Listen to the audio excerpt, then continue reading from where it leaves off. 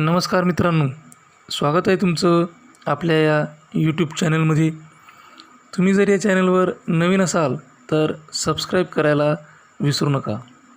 मित्रांनो, आज आपण बघणार आहोत वर्ग 12वा विषय मराठी येथील जो चौथा भाग आहे उपयोजित मराठी, त्यातील पहिला मुलाखत येथील स्वाध्याय कृती हे आपण एकाच व्हिडिओमध्ये पाहणार आहोत. चला तर मग सुरुवात करूयात. कृतीमधली पहिली कृती आहे खालील मुद्द्यांविषयी माहिती लिहा. त्यामधील आहे मुलाखतीची पूर्वतयारी आणि त्याचं उत्तर मुलाखत उत्तम व्हावी यासाठी पूर्वतयारी तर करावीच लागते. पूर्वतयारीचा गृहपाठ भरपूर करणे हा यशस्वी मुलाखतीचा पाया आहे. सर्वात महत्त्वाची पूर्वतयारी म्हणजे ज्यांची मुलाखत घ्यायची आहे त्यांच्याबद्दलची आवश्यक ती माहिती मुलाखत घेणाऱ्याकडे आधीपासूनच उपलब्ध असली पाहिजे.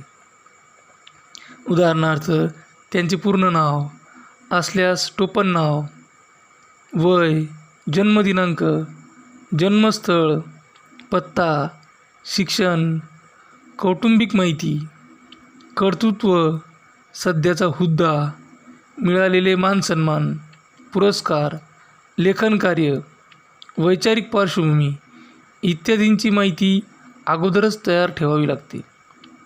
मुलाखत घेणाऱ्याने मुलाखतीच्या विषयासंबंधीचे सखोल वाचन करून ठेवले पाहिजे. मुलाखतीचे उद्दिष्ट काय आहे हेही नीट जाणून घेतले पाहिजे. त्यानंतर तो विषय आणि ते उद्दिष्ट लक्षात घेऊन प्रत्यक्ष मुलाखतीत विचारायचे प्रश्न तयार केले पाहिजेत. मुलाखतीसाठी किती वेळ असणार आहे हे लक्षात घेऊन त्यानुसार प्रश्नसंख्या निश्चित करावी लागते. तसेच त्या प्रश्नांचा योग्य तो क्रमही ठेवून द्यावा लागतो, त्याचा क्रमही लावावा लागतो. मुलाखतीचे स्वरूप नेमके कसे आहे, ती प्रकट असणार आहे की लिखित स्वरूपाची, श्रोतृवृंद किंवा वाचक नेमका कोणता असणार आहे, विद्यार्थी की विद्यार्थी आणि पालक एकत्र, की फक्त नागरिक की फक्त महिला इत्यादी याचीही माहिती मुलाखतकाराने घेऊन ठेवलेली असावी. मुलाखत प्रत्यक्ष श्रोत्यांसमोर आहे की रेडिओसाठी आहे की टी व्हीसाठी आहे हेही माहीत असले पाहिजे.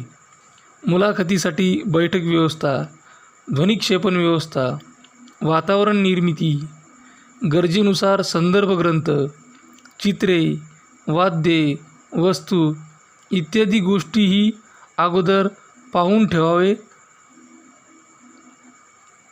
आवश्यकता वाटली तर मुलाखत देणाऱ्यांना अगोदर भेटून घ्यावे, चर्चा करावी. त्यामुळे प्रत्यक्ष मुलाखत घेणे सुकर, सुलभ, सोपे होऊन जाते.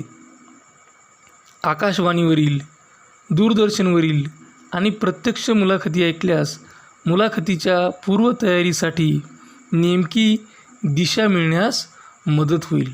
तर अशा पद्धतीनं आपल्याला मुलाखतीची पूर्वतयारी करता येईल. यानंतर आहे मुलाखतीचा समारोप. आता मुलाखतीचा समारोप याबद्दलची माहिती कशी लावी, तर त्याचं उत्तर मुलाखतीचा समारोप हा असा मुद्दा असतो की आता मुलाखत घेत असताना कुठेतरी थांबायला पाहिजे, कुठेतरी थांबायला हवे. पण हे थांबणे म्हणजे कळसाध्याय असला पाहिजे. इथेच मुलाखतकाराने आपले संपूर्ण भाषिक कौशल्य पणाला लावायचे असते आणि श्रोत्यांना अरे रे फारच लवकर संपली मुलाखत असे वाटायला लावणारा समारोप करायचा असतो. हा समारोप करताना मुलाखतकाराने या टप्प्यावर स्वतःसाठी थोडासा जास्त वेळ घेतला तरी चालेल. प्रश्नांऐवजी परिणामकारक, प्रभावी निवेदन या क्षणी अधिक महत्त्वाची असते. मुलाखत योग्य वेळी योग्य ठिकाणी संपवावी. योग्य वेळ कोणती? तर अशी वेळ की ज्यावेळी मुलाखत संपेल याचा श्रोत्यांना जराही अंदाज आलेला नसतो. अनपेक्षितपणे ती संपवावी. अजून हवीशी वाटत असतानाच संपावी, पण ती अपूर्णच अर्धवटच राहिली अशा स्थितीतही संपू नये. भरभरून मिळाल्याचे समाधान तर श्रोत्यांना मिळावेच, पण अजून थोडा वेळ हे असेच मिळत राहिले असते तरीही चालले असते असेही वाटायला लावणारा समारोप हा उत्तम समारोप. पुन्हा कधी हा असाच वैखरीचा यज्ञ होणार असेल तर यायचेच असा निश्चय मनोमन करून श्रोते बाहेर पडले पाहिजेत. बाहेर जाताना मुलाखतीतील काही अविस्मरणीय संवाद मनात आठवत श्रोते बाहेर पडले की समजावे मुलाखत यशस्वी झाली, श्रोत्यांपर्यंत पोहोचली. तर अशा पद्धतीनं मुलाखतीचा समारोप हा घडून आला पाहिजे, तो अशा पद्धतीनं करावा. यामधील दुसरा आहे थोडक्यात उत्तरे लिहा. आणि त्यातील मुलाखतीचे प्रमुख हेतू तुमच्या शब्दात स्पष्ट करा. आणि त्याचं उत्तर आहे आजच्या युगात संवादाला खूप महत्त्व दिले आहे. संवादाची अनेक उद्दिष्टे बघायला मिळतात. मुलाखत हे सुद्धा विचारविनिमयाचे एक उत्तम साधन आहे. विविध क्षेत्रात आपल्या कार्याचा स्वतंत्र ठसा उमटवणाऱ्या व्यक्तीचा परिचय सर्वांना यावा या हेतूने मुख्यत्वे मुलाखत घेतली जाते. मुलाखतीच्या माध्यमातून अशा व्यक्तींच्या जीवनावर प्रकाश टाकणे महत्त्वाचे आहे. सामान्यांचा असामान्य प्रवास मुलाखतीतून समाजासमोर मांडला जातो. कितीतरी व्यक्तींचे आयुष्य म्हणजे एक संघर्षपट असतो हे जाणून घेण्याची अनेकांना इच्छा असते. यासाठी मुलाखत हा महत्त्वाचा मंच आहे. विचारवंतांची विविध मते, तज्ज्ञांचे विषय ज्ञान जाणून घेण्यासाठी विशेषतः मुलाखतीचे आयोजन केले जाते. मुलाखतीतून विशिष्ट व्यक्तींची जडणघडण जाणून घेता येते. यासोबत काळ, परिसर यावरही प्रकाश टाकणे शक्य असते. मुलाखतीच्या माध्यमातून कलास्वाद घेता येतो. समाजाचे प्रबोधन करणे, जनजागृती करणे, एखादी घटना सविस्तर समजून घेणे, विविध कलांविषयी जाणून घेणे अशा अनेक हेतुपूर्ततेसाठी मुलाखत घेतली जाऊ शकते. त्यासमोरील प्रश्न आहे व्यक्तीमधील माणूस समजून घेण्यासाठी मुलाखत असते हे स्पष्ट करा. आणि त्याचं उत्तर आहे मुलाखतीच्या माध्यमातून मुलाखतदाता रसिक श्रोत्यांसमोर उलगडत जातो. मुलाखतीत मुलाखतदाता संघर्षमय जीवनाचा कथापट उत्तरातून मांडत असतो. विशिष्ट प्रकारचे ध्येय गाठत असताना आलेल्या अडचणींचा केलेला सामना, त्यावेळी दाखवलेली जिद्द अशा विविध प्रसंगाचे जणू स्मरणच मुलाखतदाता सर्वांसमक्ष करीत असतो. मुलाखतीत आपले अनुभव सांगत असताना आनंद, वेदना यांचे मिश्रण मुलाखतीतून अवतरत असते. मुलाखतदाता आपल्या आयुष्यातील महत्त्वाच्या घटना, व्यक्ती, कार्य यांचा आढावा हा उत्तरातून घेत असतो. थोडक्यात व्यक्तीच्या आयुष्याचा कालपट जाणून घेणे म्हणजे व्यक्तीमधील माणूस समजून घेणे होय, आणि हे मुलाखतीतूनच शक्य होते. त्या समोरील प्रश्न आहे मुलाखत म्हणजे पूर्वनियोजित संवाद हे स्पष्ट करा. आणि त्याचे उत्तर मुलाखत हा पूर्वनियोजित संवाद असतो. मुलाखतीतील संवाद काहीतरी हेतू ठरवून घडवून आणला जातो. स्वतःच्या क्षेत्रात महत्त्वाचा ठसा उमटवणाऱ्या व्यक्तींचा कार्यप्रवास लोकांपर्यंत पोहोचावा हा उद्देश त्यामागे असतो. मुलाखतकार, मुलाखतदाता आणि मुलाखत ऐकणारे रसिक श्रोते यांच्या सहभागातून मुलाखत आकाराला येते. मुलाखतकाराला प्रश्नोत्तरांच्या माध्यमातून व्यक्तिमत्त्वाचे पैलू उलगडून दाखवण्याचे कौशल्यपूर्ण काम हे करायचे असते. मुलाखतदात्याचा कार्यसंघर्ष आणि जीवनसंघर्ष उलगडून दाखवण्याचे कार्य मुलाखतीत होत असते. मुलाखतकार आणि मुलाखतदाता या दोन व्यक्तींना ठरवून नियोजन करून भावनिक संवाद साधावा लागतो. मुलाखतीसाठी विषय, व्यक्ती, त्यांचा संवाद यांचे पूर्वनियोजन करणे आवश्यक मानले जाते. यासोबत मुलाखतीचे औचित्य, दिवस, वेळ, स्थळ, कालावधी, उपस्थित असणारा रसिक वर्ग यांचाही विचार पूर्वनियोजनात महत्त्वाचा असतो. उत्तम पूर्वनियोजन महत्त्वाचे असते. उत्तम पूर्वनियोजन हे मुलाखतीचे अर्धे यश असते.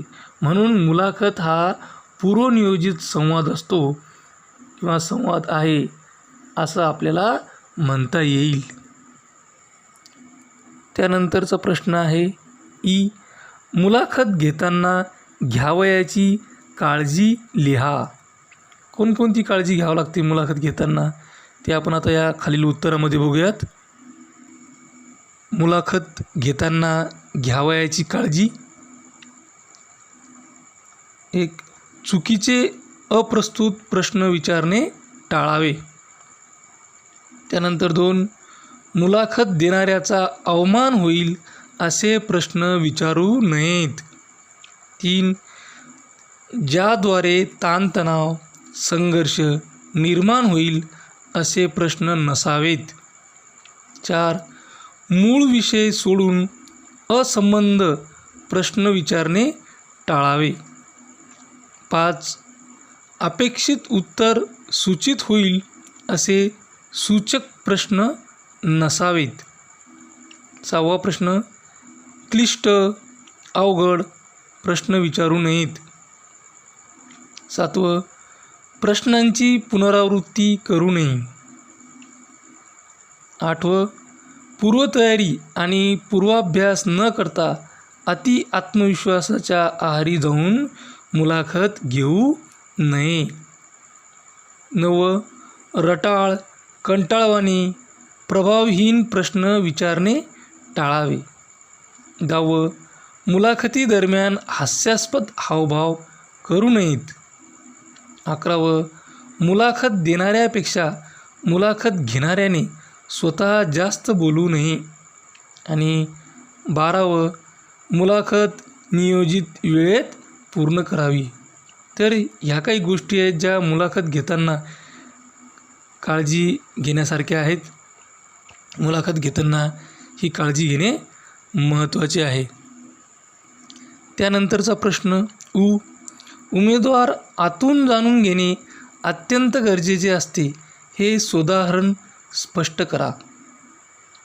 आणि या प्रश्नाचं उत्तर आजचे युग हे स्पर्धेचे आहे. स्पर्धा खूप वाढत आहे आणि ती प्रत्येक क्षेत्रात आहे. स्पर्धा जरी तंत्रज्ञानामध्ये आहे तरी दोन व्यक्तींमध्ये सुद्धा आहे. आज नोकरीसाठी तसेच विशिष्ट अभ्यासक्रमाच्या प्रवेशासाठी मुलाखत हा घटक पूर्वीपासून अंमलात आणला जातो. काळ जसा बदलत आहे तसे मुलाखतीचे स्वरूप बदलत आहे. मुलाखतदात्याची म्हणजेच उमेदवाराची पदवी, विषय ज्ञान, भाषिक कौशल्य यासोबत उमेदवाराचे व्यक्तिमत्व आज केंद्रस्थानी आहे. विविध कंपन्यांमध्ये मुलाखतीदरम्यान उमेदवाराच्या व्यक्तिमत्त्वाचे विविध पैलू जाणून घेण्याचे प्रयत्न प्रथमतः केले जातात. मुलाखतीला आलेला उमेदवार दिसतो कसा, बोलतो कसा, यापेक्षा तो विचार कसा करतो याला महत्त्व आहे. सहकार्याची भावना, विवेकबुद्धी याचा विचार करावा लागतो. कंपनीचे अपेक्षित उद्दिष्टे, कामाचे तास, गटप्रमुख व गटकार्याची क्षमता, वेळेचे बंधन, नियोजित बैठका, समूह सदस्याचे समुपदेशन इत्यादी बाबी नजरेसमोर ठेवून मुलाखत घ्यावी लागते. उमेदवार भावनिक, मानसिक, सामाजिक पातळीवर जाणून घेण्याचा प्रयत्न केला जातो. उमेदवाराच्या बाह्यरंगापेक्षा अंतरंग जाणून घेणे हे आवश्यक असते. म्हणून उमेदवार आतून जाणून घेणे अत्यंत गरजेचे आहे असे या ठिकाणी म्हटलेले आहे. यानंतरचा प्रश्न आहे मुलाखत ही व्यक्तीच्या कार्यकर्तृत्वाची ओळख असते हे स्पष्ट करा. आणि त्याचं उत्तर सामान्यात असामान्य कामगिरी करणाऱ्या व्यक्तीचे आयुष्य जाणून घेण्याची इच्छा सर्वांनाच असते. विशिष्ट क्षेत्रात उल्लेखनीय कामगिरी करणाऱ्या व्यक्तीची मुलाखत घेतली जाते. प्रश्नांच्या माध्यमातून अशा व्यक्तिमत्वांना बोलते करण्याची जबाबदारी मुलाखतकारावर असते. गृहिणी, विद्यार्थ्यांपासून ते डॉक्टर, शिक्षक, वकील, सामाजिक कार्यकर्ते, संपादक, कवी, लेखक, पत्रकार, खेळाडू, तंत्रज्ञ, समुपदेशक, गिर्यारोहक, शेतमजूर, कामगार अशा कोणत्याही क्षेत्रातील व्यक्तीच्या कार्याचा प्रवास हा मुलाखतीतून जाणून घ्यायचा असतो. मुलाखतीत अशा कार्यसिद्ध व्यक्तिमत्वांचा जीवनप्रवास त्यांच्याच तोंडून ऐकता येतो. यशाच्या शिखरावर जाण्यासाठी भोगाव्या लागणाऱ्या यातना, संघर्ष, जिद्द, परिस्थितीशी झुंज, सोबतीचे स्नेहीजन अशा अनेक गोष्टींवर मुलाखतीच्या माध्यमातून प्रकाश टाकता येतो. जया अंगी मोठेपण तया यातना कठीण ही ओळ काही व्यक्तींच्या बाबतीत तंतोतंत लागू पडते. अशा व्यक्तींचा जीवनप्रवास संघर्षमय असतो हेच जाणून घेण्याची इच्छा सर्वसामान्यांमध्ये असते. मुलाखतीतून मुलाखतदात्याचा कठीण प्रवास जाणून घेता येतो. जगावेगळी आव्हाने पेलून स्वतःच्या कार्याने स्वसिद्ध केलेल्या व्यक्ती मुलाखतीतून समोर येतात. त्यानंतर तिसरा प्रश्न आहे मुलाखतीची पूर्वतयारी कशी करावी ते खालील मुद्द्यांच्या आधारे लिहा. 4 मुद्दे या ठिकाणी देण्यात आलेले आहे. मुलाखतदात्याची वैयक्तिक माहिती, मुलाखतदात्याचे कार्य, मुलाखतीच्या अनुषंगाने वाचन आणि प्रश्नांची निर्मिती. तर आपण प्रत्येक मुद्दानिहाय या ठिकाणी पाहणार आहोत. तर पहिला मुद्दा आहे मुलाखतदात्याची वैयक्तिक माहिती. मुलाखतीत मुलाखतकार आणि मुलाखतदाता यांच्यात संवाद होत असतो. प्रश्नांच्या सहाय्याने मुलाखतदात्याला बोलते करण्याचे कार्य मुलाखतकार करीत असतो. मुलाखतदात्याची वैयक्तिक माहिती मुलाखतकाराला मिळवावी लागते.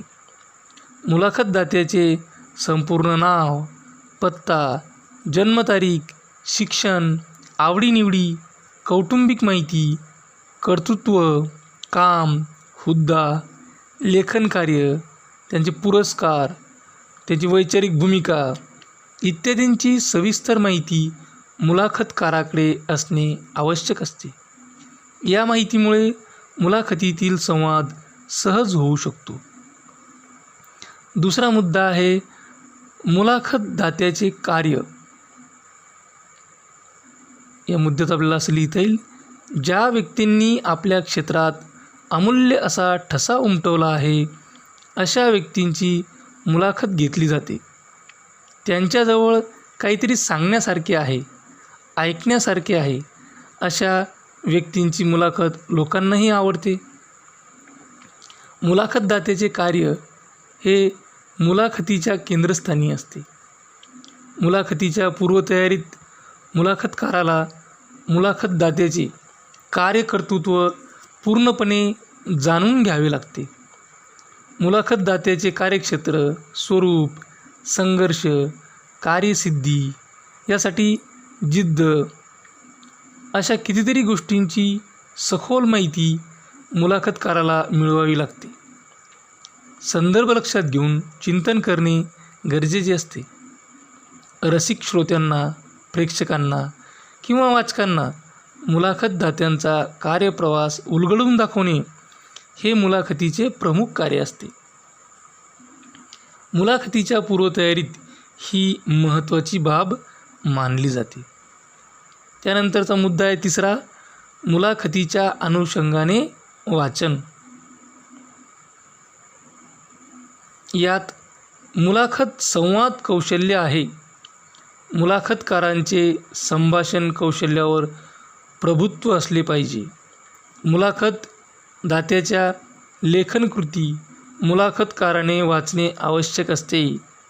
अशा वाचनामुळे मुलाखतदात्याची वैचारिक भूमिका स्पष्ट होते. मुलाखतकाराला या वाचनाने प्रश्नांची तयारी करता येणे सहज शक्य होते.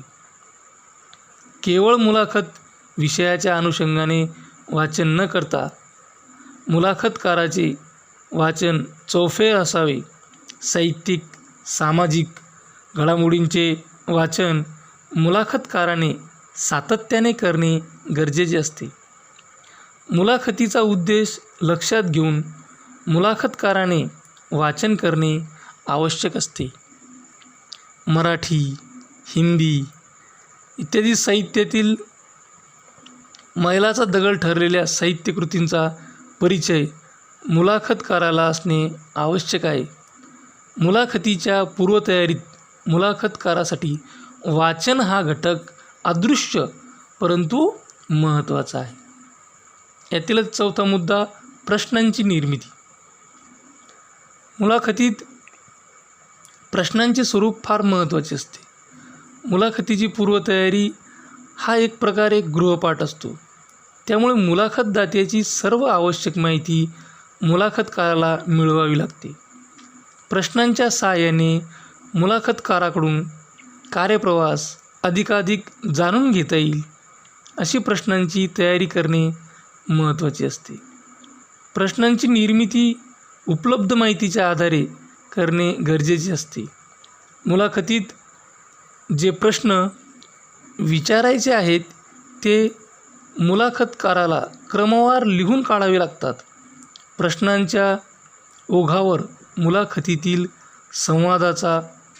संवादाचे प्रवाहीपण अवलंबून असते. मुलाखतीचा हा प्रवाहीपणा घेऊन प्रश्नांची निर्मिती करणे आवश्यक असते. प्रश्नांचे रूप हे समजेल असे असावे. चुकीचे, तणाव निर्माण करणारे, प्रभावहीन असे नसावे. प्रश्न एकसारखेच नसावे, त्यात वैविध्य असले पाहिजे. पूर्वतयारीत जी प्रश्नावली तयार केली जाते त्यामध्ये प्रश्नांची निवड ही महत्त्वाची असते. मुलाखतदात्याकडून आपल्याला हवे तेच उत्तर मिळाले पाहिजे. त्यानंतर चौथा प्रश्न आहे, खालील व्यक्तींची मुलाखत घेण्यासाठी प्रश्नावली तयार करा. तर त्यातील अ आहे भाजीवाला. तर भाजीवाल्याला या व्यक्तीची मुलाखत घेण्यासाठी प्रश्नावली कशा पद्धतीने तयार करता येईल, त्यांना कोणकोणते प्रश्न विचारता येईल, तर त्यामध्ये आहे पहिलं, भाजी विक्रीचा व्यवसाय किती वर्षापासून करता. दुसरा, नोकरीऐवजी भाजी विक्रीचा व्यवसाय करावा असे तुम्हाला का वाटले. तिसरं, तुम्ही कोणकोणत्या भाज्यांची विक्री करता. चौथा प्रश्न, दिवसातील किती तास तुम्ही या व्यवसायात खर्च करता? पाचवा, भाजी विक्रीच्या व्यवसायात कुटुंबातील सदस्यांचे कशा प्रकारे सहकार्य मिळते? सहावा, लोकांची वर्तवणूक कशी असते? सातवा, नैसर्गिक आपत्तीच्या प्रसंगी म्हणजेच अतिवृष्टी, दुष्काळ इत्यादींचा भाजी विक्रीवर काय परिणाम होतो? आठवा, भाजी विक्रीच्या व्यवसायातून साधारणतः किती नफा मिळतो? नववा प्रश्न, तुमच्या आयुष्यातील आनंदाचे क्षण कोणते? आणि 10वा प्रश्न, भाजी विक्री दरम्यान स्मरणात राहिलेला अनुभव कोणता? तर ही झाली भाजीवाल्याची मुलाखत घेताना तयार करण्यात आलेली प्रश्नावली. आता यानंतर ज्या व्यक्तीची मुलाखत घ्यायची आहे ते आहे पोस्टमन. तर पोस्टमन यांची मुलाखत घेण्यासाठी प्रश्नावली आपल्याला तयार करायची आहे. तर ती आपण अशी तयार करू. पहिला प्रश्न, स्थिर जागेऐवजी सतत फिरत राहाव्या लागणाऱ्या नोकरीचा स्वीकार तुम्ही का केला? दुसरं, लोकांच्या भावना, सुखदुःखे बंदिस्त पाकिटातून घेऊन जाताना तुम्हाला काय वाटते? तिसरं, लोक तुमची आतुरतेने वाट बघत असतात, अशावेळी तुमची काय प्रतिक्रिया असते? चौथं, कामाचे स्वरूप म्हणून खूप फिरावे लागते, अशावेळी शारीरिक मानसिक थकवा जाणवतो का? पाचवं, आधुनिक काळात तंत्रज्ञानाने पत्राचे स्वरूप डिजिटल केले आहे, याबद्दल तुम्हाला काय वाटते? सहावा प्रश्न, तुम्ही स्वतः ईमेल, SMS सारख्या डिजिटल संवादाच्या साधनांचा वापर करता का? सातवा, पत्र ही संकल्पना बदलत्या काळात कालबाह्य होऊ लागली आहे, तुम्हाला याचे वाईट वाटते का? आठवं, डिजिटल माध्यमाने तुमच्या कामाचा भार कमी केला असे तुम्हाला वाटते का? नववा प्रश्न, तुम्हाला तुमच्या कामाबद्दल समाधान वाटते का?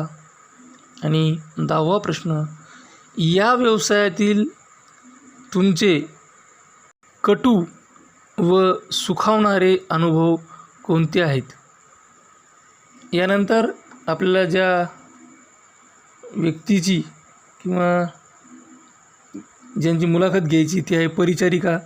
तर परिचारिका यांची मुलाखत घेण्यासाठी प्रश्नावली आपण तयार करूत. तर ते प्रश्न पुढीलप्रमाणे आहेत. पहिलं, व्यवसायाचे विविध पर्याय असताना परिचारिकेचा व्यवसाय तुम्ही का निवडला? दुसरं, परिचारिकेचा व्यवसाय केवळ नोकरी म्हणून स्वीकारला की सेवावृत्ती म्हणून?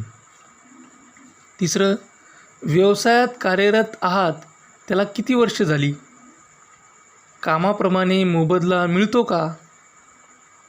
चौथं, कामाच्या ठिकाणी सोयी कशा आहेत? पाचवं, काम केल्याने समाधान मिळते का? सहावं, लोकांचे सहकार्य मिळते का? सातवं, लोक सन्मानाने वागवतात का? आठवं, रुग्ण नातेवाईक यांची वर्तणूक रुग्णांचे नातेवाईक यांची वर्तणूक कशी असते? नववा प्रश्न, तुमच्या आयुष्यातील एखादा कटू तसेच आनंददायी प्रसंग कोणता?